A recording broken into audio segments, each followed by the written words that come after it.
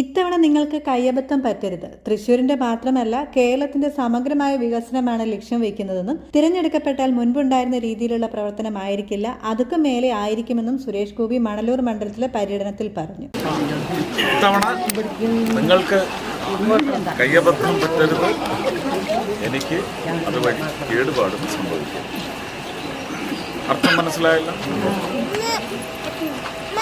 തൃശ്ശൂരിൻ്റെ മാത്രമല്ല കേരളത്തിൻ്റെ സമഗ്രമായ വികസനത്തിൽ രാഷ്ട്രീയ ഭരണ ഇടപെടലുകൾ ആവശ്യമാണെന്ന് നിങ്ങൾക്ക് തന്നെ നന്നായിട്ട്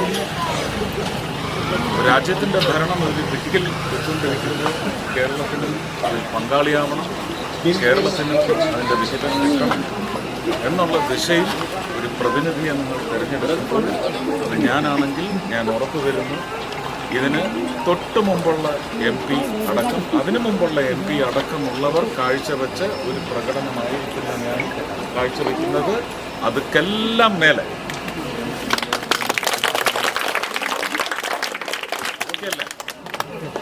അത് വ്യക്തമായി നിങ്ങൾക്ക് ബോധ്യപ്പെടും, നിങ്ങൾക്ക് അനുഭവയോഗ്യമാണ്. അത്തരത്തിൽ ഒരു പ്രദേശത്തിനും വേണ്ടി പണിയെടുക്കണം, മൊത്തം സമൂഹത്തിനും തൃശ്ശൂർ ജില്ലയ്ക്കും കേരളത്തിനും.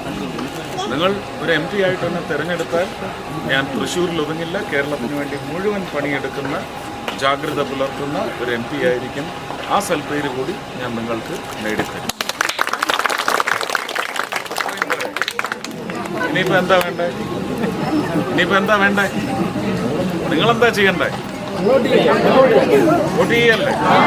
ഓക്കെ അല്ലേ? നല്ല എരമ്പണം.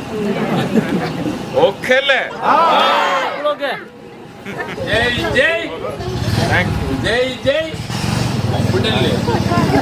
എല്ലാം കൈ ഫോട്ടോ എടുക്കാൻ നിന്നാൽ ആർക്കും തികയില്ല.